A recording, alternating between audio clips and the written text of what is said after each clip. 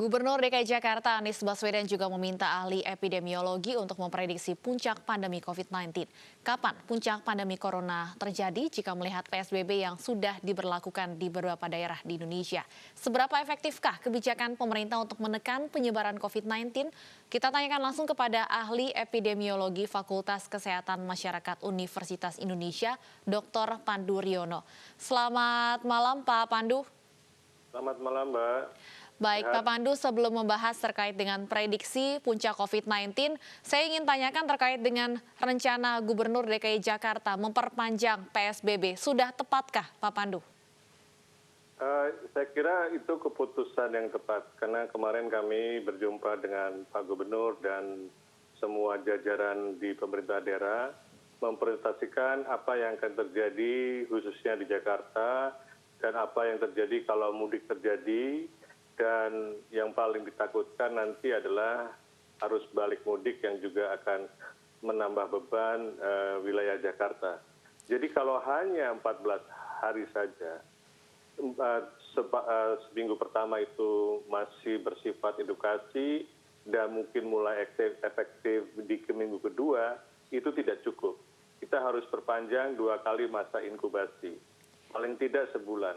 Tapi kalau diperpanjang setiap 2 minggu, itu kita bisa evaluasi secara berkala apakah cukup efektif monitoring dan pelaksanaan PSBB. Kemudian kita melihat dampaknya.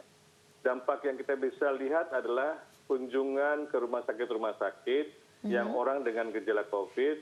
Dan kedua adalah kematian-kematian yang terjadi di lapangan. Karena maksudnya di lapangan itu maksudnya di Jakarta dan sekitarnya. Baik. Karena yang dimakamkan dengan protokol COVID. Baik, Pak Pandu, dari kemudian hasil kemarin saat dikumpulkan oleh Gubernur DKI Jakarta, bagaimana kemudian hasil prediksi puncak COVID-19 ini? Ya, kita perkirakan itu sekitar menjelang di bulan Ramadan ya, atau tepatnya sih di akhir Ramadan, itu akan terjadi puncak yang cukup tinggi, dan kalau kita bisa terus menekan, itu akan kita bisa landaikan. Kita harusnya juga memikirkan bahwa PSBB yang hanya bersifat lokal, Jabodetabek, dan beberapa kota, dan beberapa provinsi, itu tidak akan efektif kalau tidak diberlakukan secara nasional. Karena virus ini menyebar sudah ke seluruh provinsi dan sudah dianggap community transmission, artinya penularan di tengah masyarakat, tidak mengklaster lagi. Artinya kita harus waspada bahwa penularan itu adalah bisa saja terjadi karena kita bertemu orang lain yang tidak kelihatan karena punya gejala COVID. Sebenarnya dia sudah terinfeksi tetapi tidak bergejala. Baik, tadi Anda sampaikan masa PSBB sebaiknya diperpanjang, artinya selain perpanjangan masa juga diperlukan perbesaran skala dari PSBB itu sendiri, Pak Pandu. Betul, jadi juga harus juga tidak harus sama di berbagai wilayah. Yang penting semua wilayah itu harus melakukan pembatasan sosial berskala besar. Karena pemahaman pembatasan sosial berskala besar itu tidak mengenal wilayah, itu harus nasional. Kedaruratan kesehatan masyarakat itu juga kedaruratan kesehatan masyarakat yang bersifat nasional. Dan Presiden juga sudah menekankan, maksud saya sudah menekankan adanya bencana nasional. Jadi ini harus diterjemahkan bahwa kita harus melakukan secara nasional, walaupun dalam implementasi di masing-masing wilayah bisa saja bervariasi, intensitasnya, dan juga mulainya. Ya, Pak Pandu, kalau melihat PSBB yang sudah diterapkan di Jakarta dan beberapa wilayah lainnya, kita lihat jalanan masih ramai, banyak masyarakat yang masih beraktivitas di luar ruangan.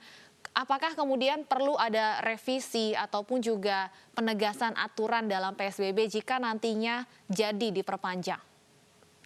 Ya, bukan itu saja sebenarnya. Jadi PSBB diperpanjang dan juga harus dimonitoring.